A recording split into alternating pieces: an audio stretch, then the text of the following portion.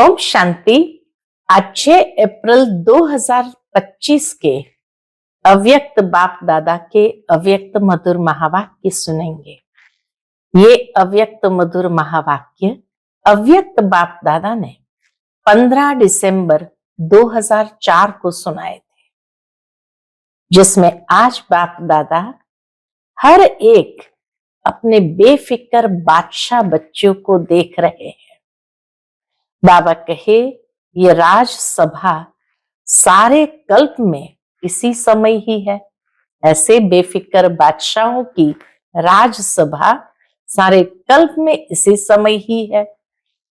जितना रूहानी फुकुर में रहते हो, उतना ही बेफिक्र बादशाह रहते हैं। बादशाह भी कौन बनता है? जो रूहानी फुकुर में रहता है। तो बाबा कहे, एक तरफ बेफिक्र और एक तरफ बादशाह। वैसे बादशाह बेफिक्र नहीं हो सकता है। बादशाह है तो उसको तो फिक्र कितनी होती है। लेकिन बाप दादा कहे, यहाँ जो राजसभा देख रहे हैं उसमें एक तरफ बेफिक्र और सारे बादशाह। कारण क्या? तो बाबा कहे, इन कर्मेंद्रियों के ऊपर राज्य करने वाले बेफिक्र बादशाह माना ही स्वराज्य अधिकारी हो।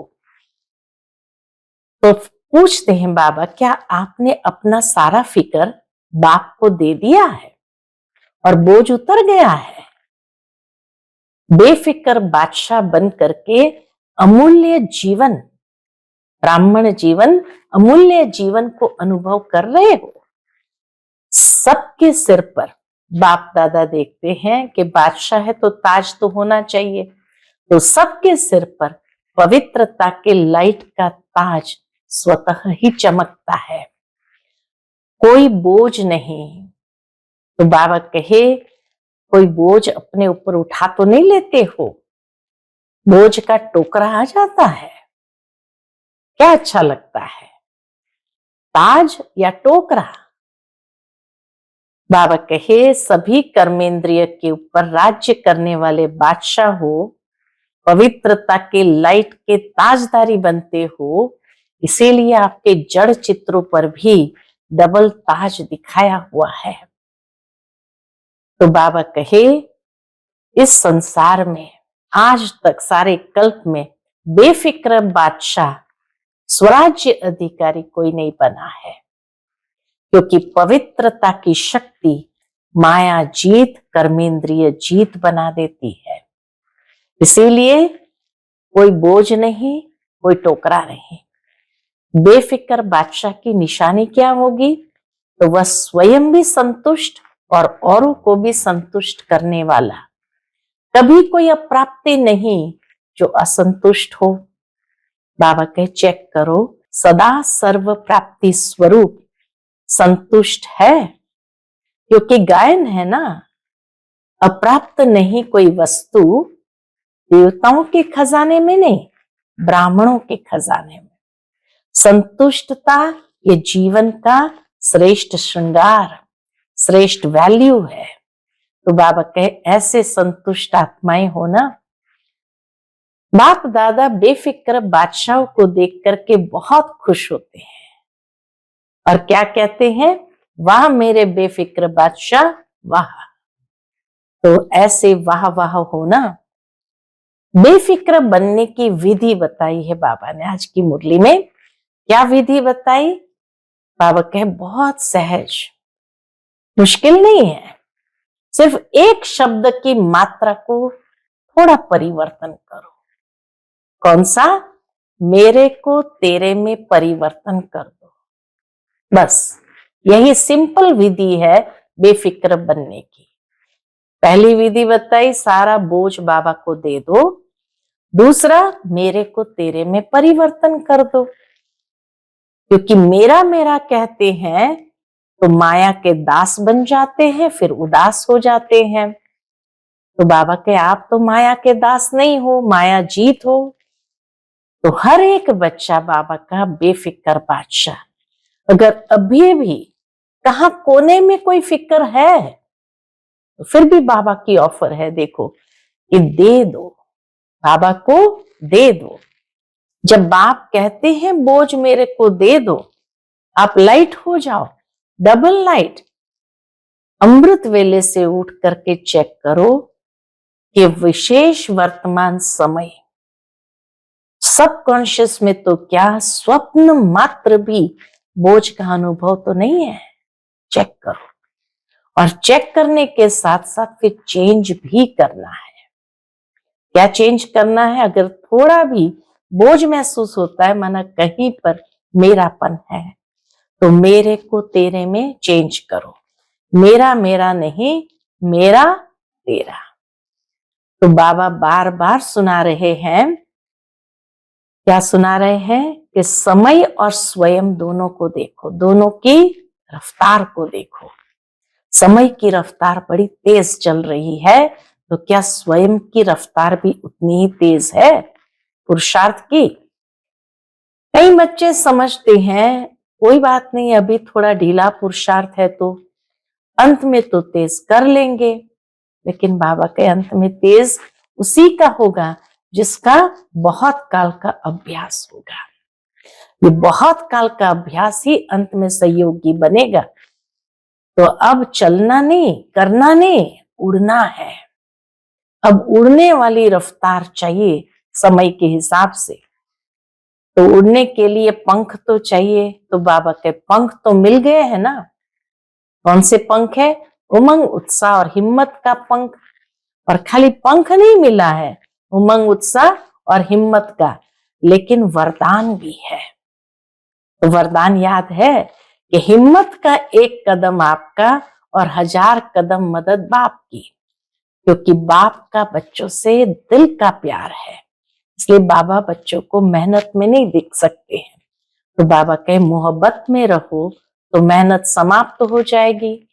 मेहनत करके थक गए थे, बाप ने अपनी मोहब्बत से भटकने के बजाय क्या कर दिया? 3 तख्त नशीन। तो बादशाह है, ताज है और तख्त भी होना चाहिए, तो 3 तख्त के मालिक बनाया है।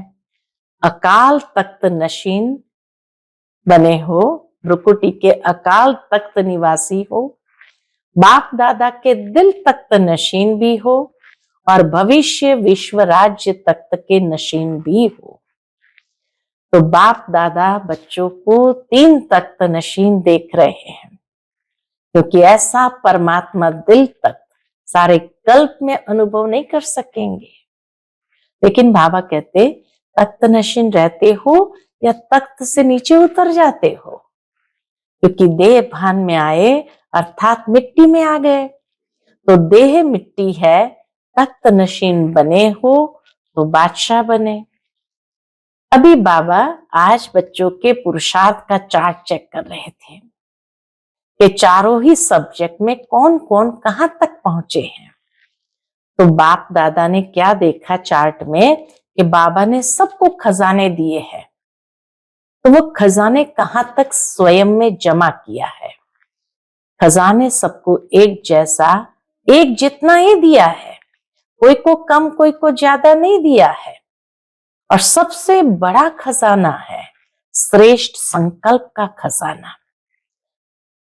तो वर्तमान समय भी ये बहुत बड़ा खजाना है। एक श्रेष्ठ संकल्प का खजाना मिला है, दूसरा वर्तमान समय का खजाना, ये भी बहुत बड़ा खजाना है। क्योंकि वर्तमान समय में जो कुछ प्राप्त करना चाहो, जो वरदान लेना चाहो, जितना अपने को श्रेष्ठ बनाना चाहो, उतना अभी ही बना सकते हो, अब नहीं तो कब नहीं। तो बाबा कहे ये दोनों खजाने को गंवाना नहीं है, न श्रेष्ठ संकल्पों के खजाने को गंवाना है, न वर्तमान समय के खजाने को गंवाना है, क्योंकि दोनों को गंवाना माना प्राप्तियों को गंवाना। और कौन से खजाने हैं? ज्ञान का खजाना, गुणों का खजाना, शक्तियों का खजाना, और सबसे बड़ा है आत्मा और परमात्मा के दुआओं का खजाना। क्योंकि ये खजाना जिसके पास है, तो बाबा कहे बस सहज पुरुषार्थ, दुआएं दो और दुआएं लो, सुख दो और सुख लो, न दुख दो न दुख लो, दुआएं लेते जाओ देते जाओ और संपन्न हो जाएंगे। बस संपन्न होने के लिए बस इतना सिंपल पुरुषार्थ है, दुआएं देते जाओ दुआएं लेते जाओ और संपन्न हो जाएंगे। फिर बाबा कहे अगर मान लो कोई बद्दुआ दे तो क्या करेंगे? बद्दुआ लेना, स्वीकार करना माना अंदर स्वच्छता रही, क्योंकि बद्दुआ तो खराब चीज है। तो अगर बद्दुआ को स्वीकार किया तो स्वच्छ तो नहीं रहे, डिफेक्ट हो गए तो परफेक्ट नहीं बन सकते हैं। तो बद्दुआ अंदर धारण नहीं करो, नहीं तो डिफेक्ट हो जाएगी। अपने दिल में दृढ़ संकल्प करो आज से। क्या दृढ़ संकल्प करेंगे? अभी भी किसको बद्दुआ मन में हो तो निकाल दो, किसी की स्वीकार किया हुआ मन में हो तो निकाल दो, और कल से दुआएं देंगे दुआएं लेंगे। बाबा कहे एक बद्दुआ के प्रभाव को 10 गुना दुआएं दे के हल्का कर देना। मानो किसी ने बद्दुआ दी, उसका प्रभाव मन के ऊपर है, तो क्या करो? 10 गुना दुआएं देकर उसको हल्का कर दो, फिर हिम्मत आ जाएगी। बाप दादा की अभी वर्तमान समय के हिसाब से सभी बच्चों के प्रति विशेष एक आशा है, और यही आशा है हर बच्चा दुआएं देते रहे। दुआओं का खजाना जितना जमा कर सको उतना करते जाओ। क्यों? कारण बताया बाबा ने बहुत सुंदर, क्योंकि इस समय जितनी दुआएं इकट्ठी करेंगे जमा करेंगे उतना ही जब आप पूज्य बनेंगे द्वापर में तो आत्माओं को दुआएं दे सकेंगे, भक्तों को दुआएं दे सकेंगे। सिर्फ अभी दुआएं आपको नहीं देनी है, ये नहीं कि सिर्फ अभी देनी है फिर छुट्टी नहीं। बाबा कहे इतनी जमा कर लो जो द्वापर से लेकर भक्तों को भी दुआएं देनी है। तो दुआओं का स्टॉक जमा करना है। तो सुनते हैं आज के बाबा के अनमोल मधुर महावाक्य। आज की मुरली का शीर्षक है बाप दादा की विशेष आशा, हर एक बच्चा दुआएं दे और दुआएं ले। आज बाप दादा अपने चारों ओर के बेफिक्र बादशाहों की सभा को देख रहे हैं। बाबा के सभी बच्चे बेफिक्र बादशाह है, तो बाबा ऐसे बेफिक्र बादशाहों की सभा को देख रहे हैं। यह राज सभा सारे कल्प में इस समय ही है। बाबा कहे ये राजसभा सारे कल्प में इस समय ही है। रूहानी फकूर में रहते हो इसीलिए बेफिक्र बादशाह हो। बेफिक्र बादशाह भी क्यों है? तो बाबा कहे रूहानी फकूर में रहते हो इसलिए बेफिक्र बादशाह हो। सवेरे उठते हैं तो भी बेफिक्र, चलते फिरते कर्म करते भी बेफिक्र, और सोते हो तो भी बेफिक्र नींद में सोते हो। ऐसे अनुभव करते हो ना? पूछते बाबा, ऐसे हर एक अपने आप को अनुभव करते हैं ना? बेफिक्र है, बने हैं व बन रहे हैं। बेफिक्र बने हैं व बन रहे हैं, बन गए हैं ना? बेफिक्र और बादशाह हो। बाबा के एक तो बेफिक्र भी है और बादशाह हो, नहीं तो वैसे बादशाहों को बहुत फिक्र रहता है, लेकिन ये बादशाह ऐसे हैं जो बेफिक्र है। स्वराज्य अधिकारी, इन कर्मेंद्रिय के ऊपर राज्य करने वाले बेफिक्र बादशाह हो, अर्थात स्वराज्य अधिकारी हो। तो ऐसी सभा आप बच्चों की ही है। कोई फिक्र है? फिर बाबा पूछते हैं कोई फिक्र है? है कोई फिक्र? क्योंकि आपने सारे फिक्र बाप को दे दिए हैं, तो कहां से फिक्र होगा? जैसे घर में कोई बड़े बुजुर्ग होते हैं तो बच्चे बेफिक्र हो जाते हैं। कारोबार अगर चलाते भी हैं, आकर के सारा पोता मिल दे देते हैं नफा नुकसान का, और फिर बेफिक्र हो जाते हैं। ऐसे बाबा कहे, आपने भी सारे फिक्र बाप को दे दिए हैं, तो बोझ उतर गया ना। फिक्र खत्म और बेफिक्र बादशाह बन अमूल्य जीवन अनुभव कर रहे हैं। संगम युग के अमूल्य जीवन अनुभव कर रहे हो। सबके सिर पर पवित्रता के लाइट का ताज स्वतः ही चमकता है। बेफिक्र के ऊपर लाइट का ताज है। जो बेफिक्र है उस पर बाबा कहे पवित्रता का लाइट का ताज है। अगर कोई फिक्र करते हो, कोई बोझ अपने ऊपर उठा लेते हो, तो मालूम है सिर पर क्या आ जाता है? पवित्रता के लाइट के ताज के बदले क्या आ जाता है? बाबा कहे बोझ के टोकरे आ जाते हैं। तो सोचो, ताज और टोकरे दोनों सामने ले आओ। हाँ, अपने सामने दोनों ले आओ, ताज और टोकरे वाला चित्र। क्या अच्छा लगता है? टोकरे अच्छे लगते हैं या लाइट का ताज अच्छा लगता है? बोलो, टीचर्स क्या अच्छा लगता है? ताज अच्छा लगता है ना। सबके सिर पर ताज अच्छा लगता है, टोकरा तो अच्छा नहीं लगता है। सभी कर्मेंद्रिय के ऊपर राज्य करने वाले बादशाह हो। पवित्रता लाइट का ताजधारी बनाती है। वास्तव में डबल लाइट धारी बनाती है पवित्रता की धारणा। तो इसलिए बाबा कहे पवित्रता लाइट का ताजधारी बनाती है।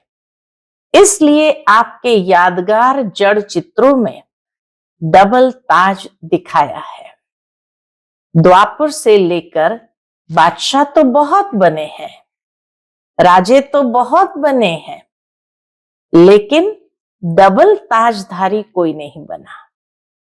क्यों डबल ताजधारी कोई नहीं बना?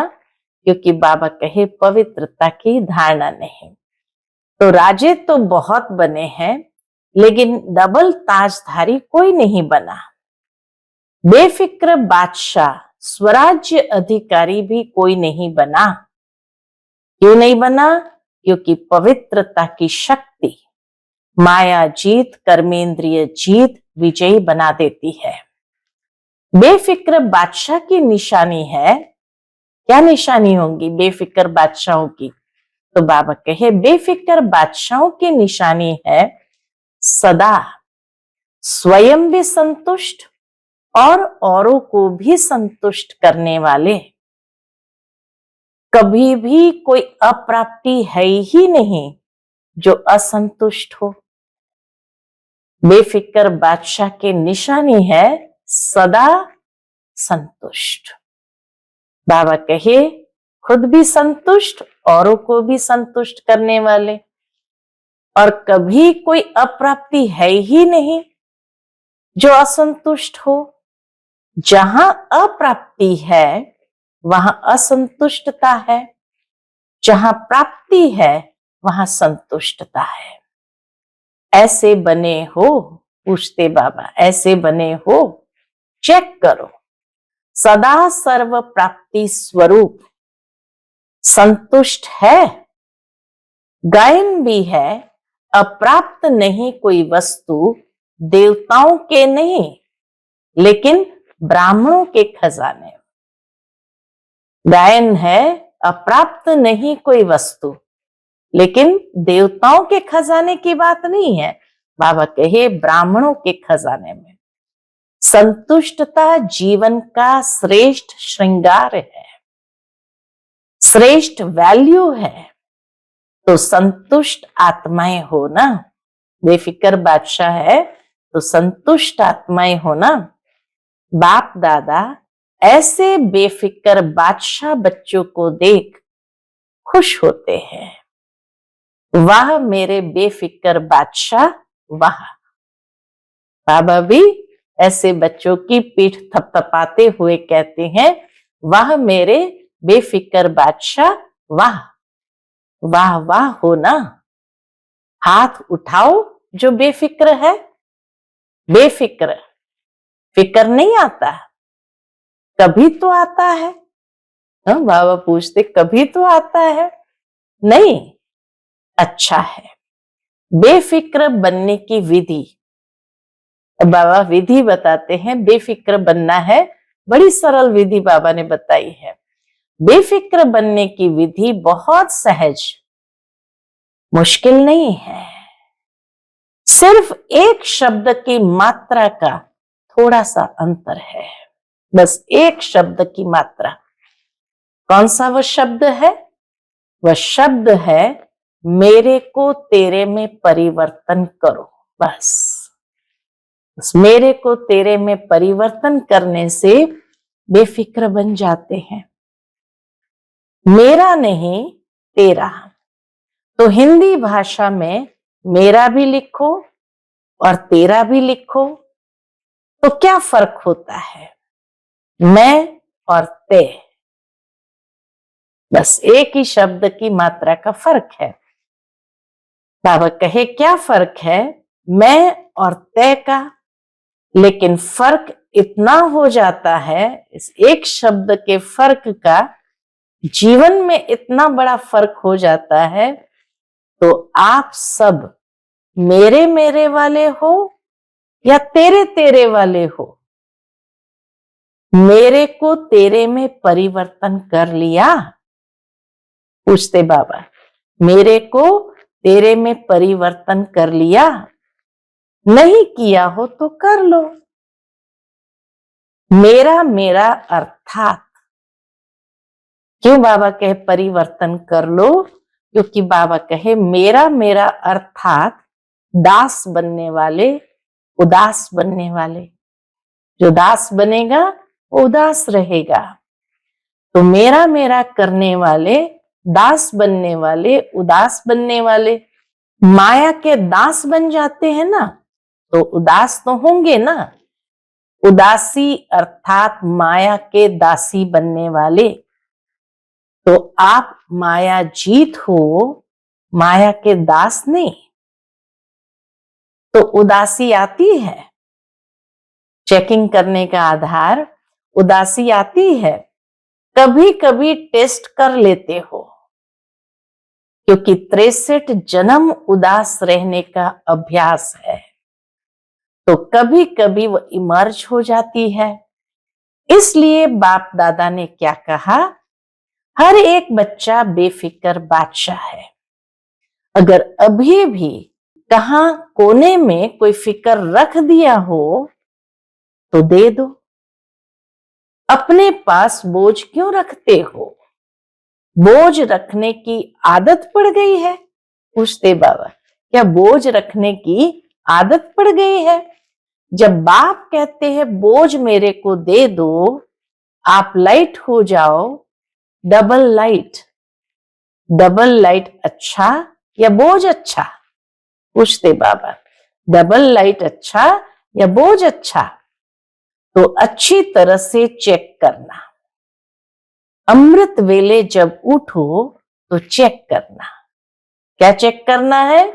कि विशेष वर्तमान समय सबकॉन्शियस में भी कोई बोझ तो नहीं है। सबकॉन्शियस लेवल पर भी कोई बोझ तो नहीं है।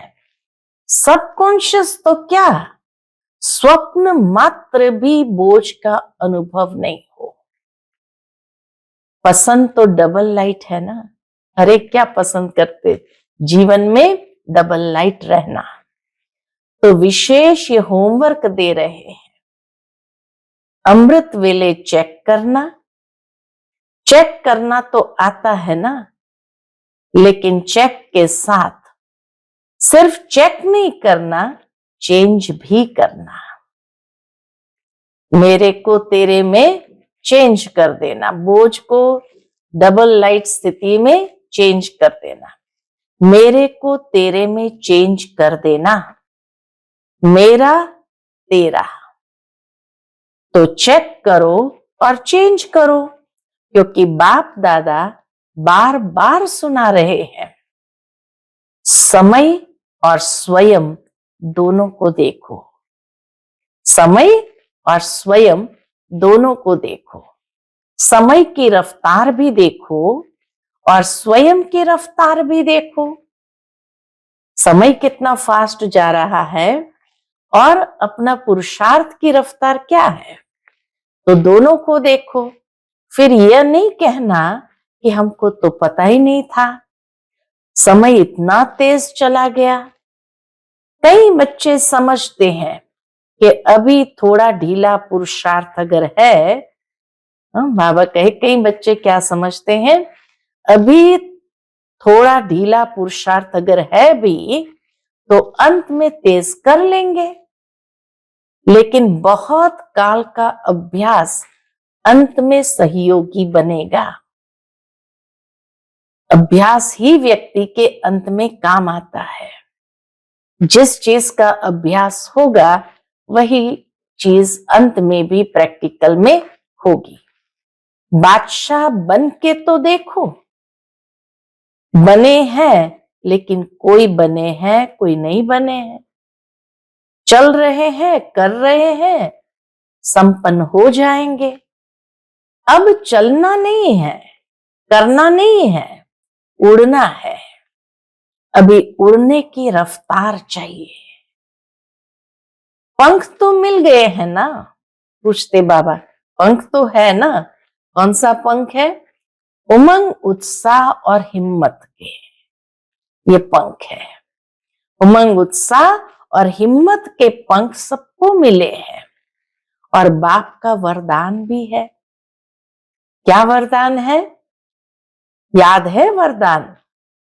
कि हिम्मत का एक कदम आपका और 1000 कदम मदद बाप की। तो जिसके पास ये पंख हो और वरदान हो, बस हिम्मत का एक कदम बढ़ाओ और बाबा 1000 कदम मदद करने के लिए तैयार है। क्योंकि बाप का बच्चों से दिल का प्यार है। क्यों 1000 कदम बाबा मदद करते हैं? क्योंकि बाबा का बच्चों से दिल का प्यार है। तो प्यार वाले बच्चों की बाप मेहनत नहीं देख सकते। मोहब्बत में रहो तो मेहनत समाप्त हो जाएगी। मेहनत अच्छी लगती है क्या? थक तो गए हैं, चलते चलते बाबा कहे थक तो गए हो। 63 जन्म भटकते भटकते मेहनत करते थक गए थे और बाप ने अपनी मोहब्बत से भटकने के बजाय 3 तख्त के मालिक बना दिया। बाबा ने 3 तख्त के मालिक बना दिया। 3 तख्त जानते हो? जानते क्या हो, लेकिन तख्त निवासी हो। कौन से 3 तख्त है? अकाल तख्त निवासी भी हो, बाप दादा के दिल तख्त नशीन भी हो और भविष्य विश्व राज्य के तख्त नशीन भी हो। तो ये 3 तख्त नशीन वर्तमान में अकाल तख्त नशीन भ्रुकुटी के अकाल तख्त पर विराजमान है। दूसरा बाप दादा के दिल तख्त नशीन और तीसरा भविष्य विश्व राज्य तख्त नशीन। तो बाप दादा सभी बच्चों को तख्त नशीन देख रहे हैं, बेफिक्र बादशाहों को देख रहे हैं और 3 तख्त नशीन देख रहे हैं। ऐसा परमात्मा दिल तख्त सारे कल्प में अनुभव नहीं कर सकेंगे। क्या समझते हैं पांडव? बादशाह है, हाथ उठा रहे हैं, तख्त नहीं छोड़ना। कैसे छोड़ देते? देह भान में आए अर्थात मिट्टी में आ गए। यह देह मिट्टी है।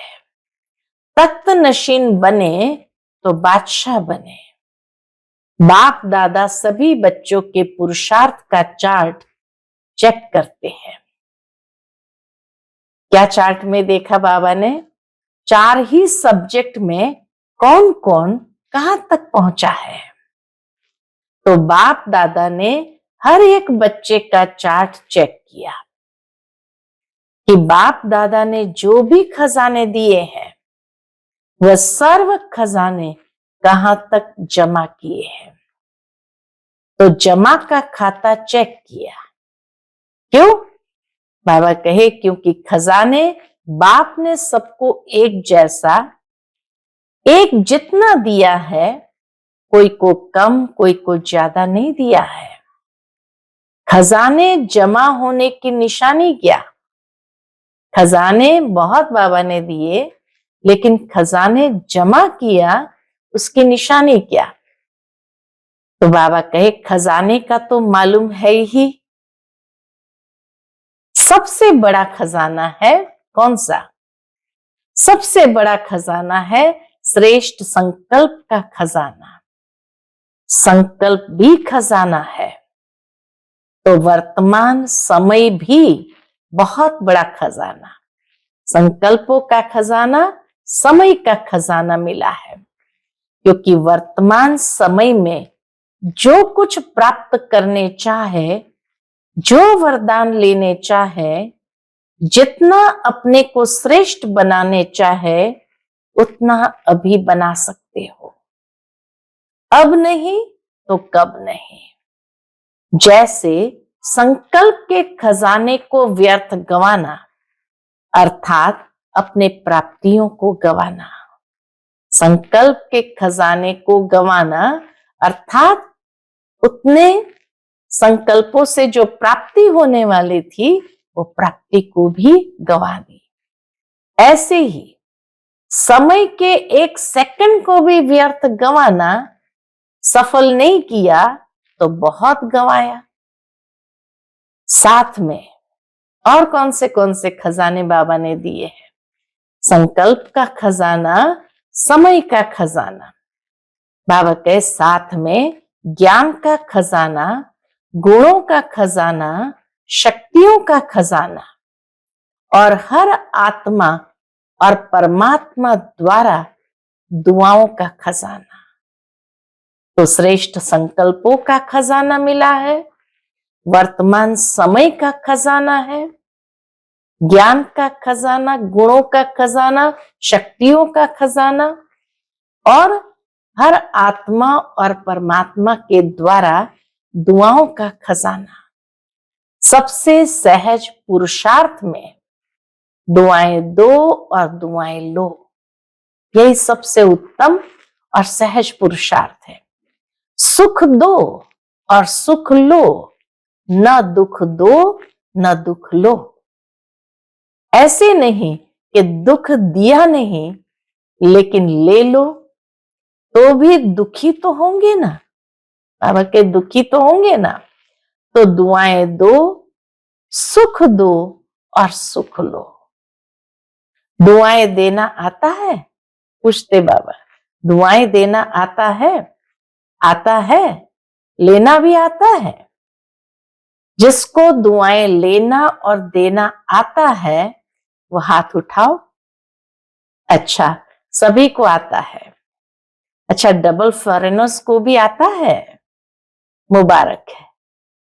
देने आता है, लेने आता है तो मुबारक है, सभी को मुबारक है। अगर लेना भी आता है और देने भी आता है फिर और क्या चाहिए? बाबा के चाहिए ही क्या? दुआएं लेते जाओ, दुआएं देते जाओ, संपन्न हो जाएंगे। एक दुआओं के खजाने को लेने और देने से संपन्न हो जाते हैं। तो इसीलिए बाबा कहे बस दुआएं लेते जाओ, देते जाओ और संपन्न होते जाओ। कोई बद दुआ देवे तो क्या करेंगे? कोई अगर बद दुआ देवे तो क्या करेंगे? लेंगे? बद दुआ आपको देते हैं तो आप क्या करेंगे? पूछते बाबा, आप क्या करेंगे? लेंगे? अगर बद दुआ मानो ले लिया तो आपके अंदर स्वच्छता रही। बद्दुआ तो किचड़ा है, अगर ले लिया तो आत्मा में स्वच्छता रही। बद्दुआओं तो खराब चीज है ना, बद्दुआ तो खराब चीज है ना। आपने ले ली, अपने अंदर स्वीकार कर ली, तो आपका अंदर स्वच्छ तो नहीं रहा ना।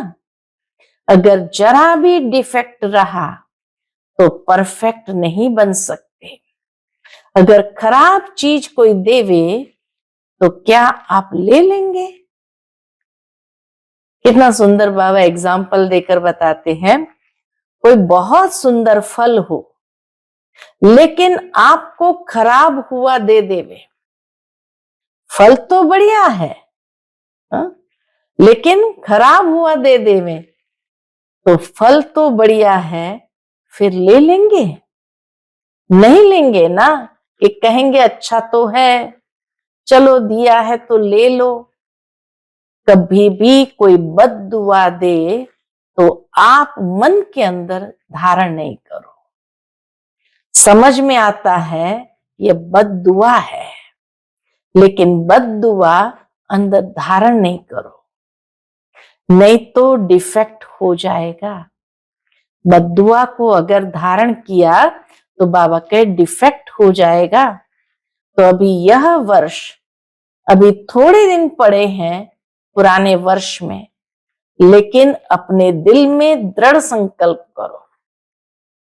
15 दिसंबर की मुरली थी, तो बाबा के अभी थोड़े दिन पड़े हैं पुराने वर्ष में, लेकिन अपने दिल में दृढ़ संकल्प करो, अभी भी किसकी बद्दुआ मन में हो तो निकाल दो, और कल से दुआ देंगे, दुआ लेंगे।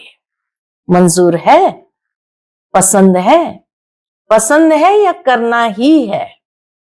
पसंद तो है, लेकिन जो समझते हैं कि करना ही है, कुछ भी हो जाए लेकिन करना ही है, वह हाथ उठाओ। करना ही है। जो स्नेही सहयोगी आज आए हैं वह हाथ उठाओ।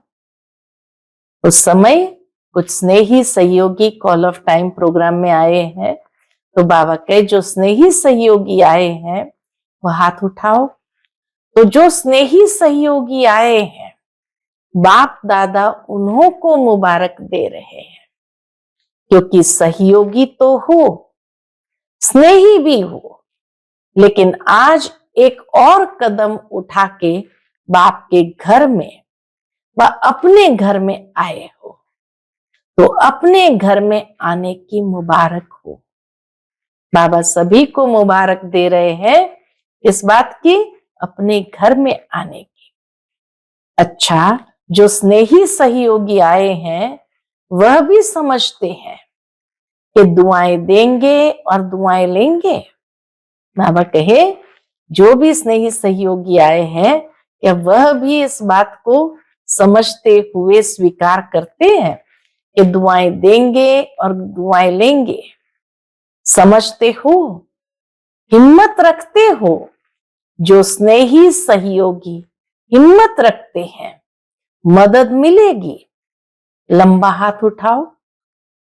अच्छा, फिर तो आप भी संपन्न हो जाएंगे, मुबारक हो।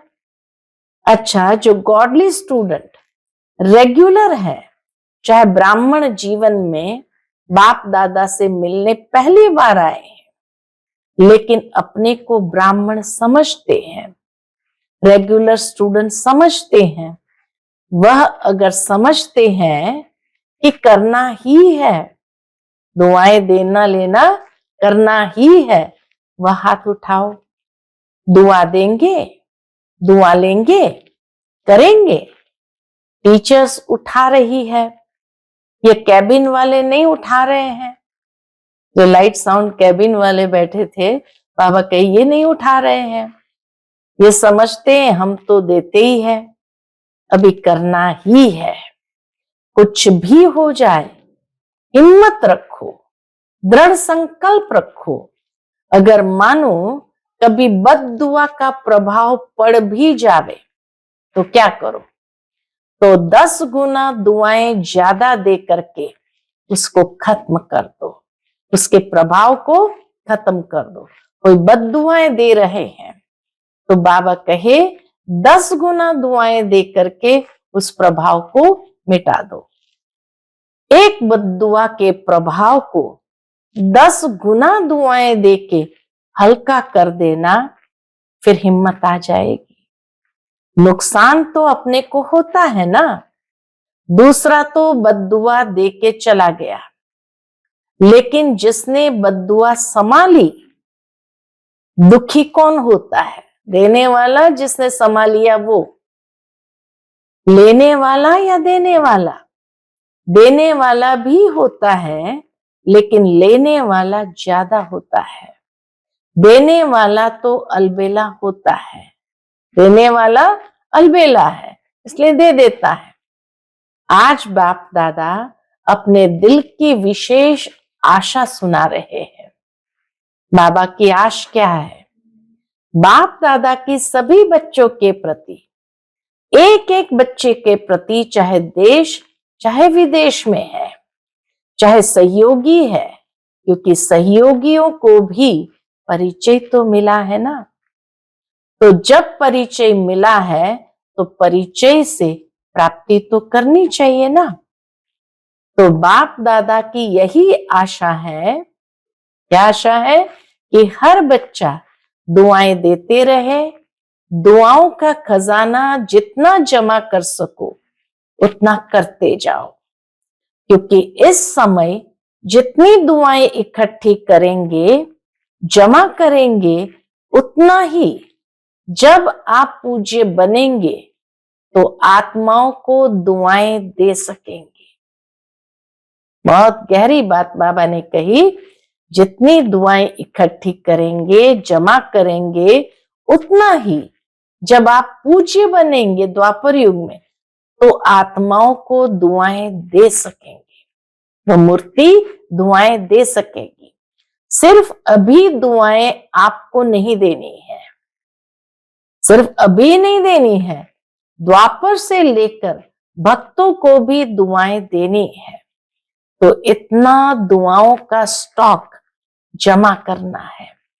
राजा बच्चे हो ना, बाप दादा हर एक बच्चे को राजा बच्चे देखते हैं, कम नहीं। अच्छा, बाप दादा की आशा अंडरलाइन की? जिसने की वह हाथ उठाओ। कर ली? अच्छा, बाप दादा ने 6 मास का होमवर्क भी दिया है, याद है?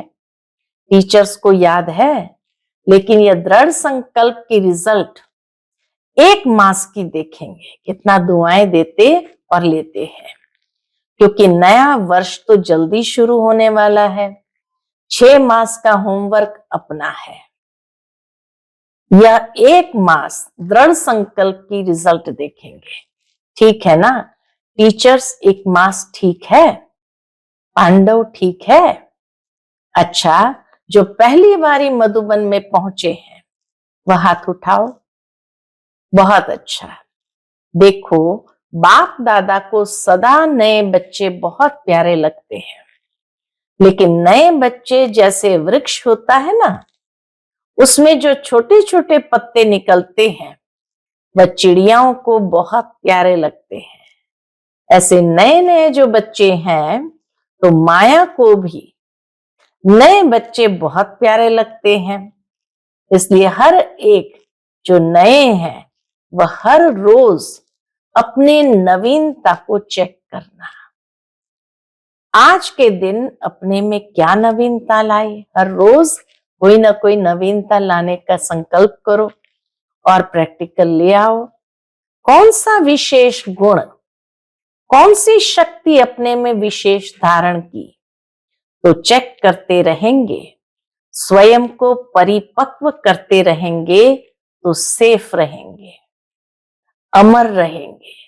तो अमर रहना, अमर पद पाना ही है। जो अमर रहते हैं वह अमर पद पाते ही है।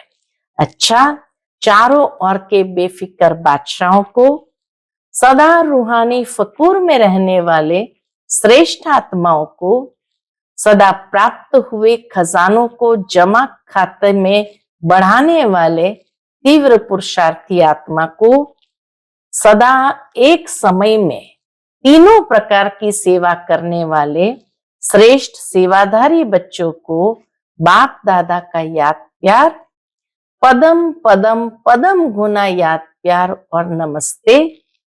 हम सब रूहानी बच्चों की रूहानी माता पिता बाप दादा को याद प्यार, गुड मॉर्निंग और नमस्ते नमस्ते। शुक्रिया बाबा, शुक्रिया। आज का बाप दादा का वरदान हम बच्चों के प्रति है, सर्व शक्तियों को ऑर्डर प्रमाण अपना सहयोगी बनाने वाले प्रकृति जीत भव। सर्व शक्तियों को ऑर्डर प्रमाण अपना सहयोगी बनाने वाले प्रकृति जीत भव। सबसे बड़े ते बड़ी दासी प्रकृति है। जो बच्चे प्रकृति जीत बनने का वरदान प्राप्त कर लेते हैं, उनके ऑर्डर प्रमाण सर्व शक्तियां और प्रकृति रूपी दासी कार्य करती है, अर्थात समय पर सहयोग देती है। लेकिन यदि प्रकृति जीत बनने के बजाय अलबेलेपन की नींद में व अल्पकाल की प्राप्ति के नशे में व व्यर्थ संकल्पों के नाच में मस्त होकर अपना समय गंवाते हो, तो शक्तियां ऑर्डर पर कार्य नहीं कर सकती। इसलिए चेक करो कि पहले मुख्य संकल्प शक्ति, निर्णय शक्ति और संस्कार की शक्ति तीनों ही ऑर्डर में है। आज का स्लोगन है, बाप दादा के गुण गाते रहो तो स्वयं भी गुण मूर्त बन जाएंगे। बाप दादा के गुण गाते रहो तो स्वयं भी गुण मूर्त बन जाएंगे।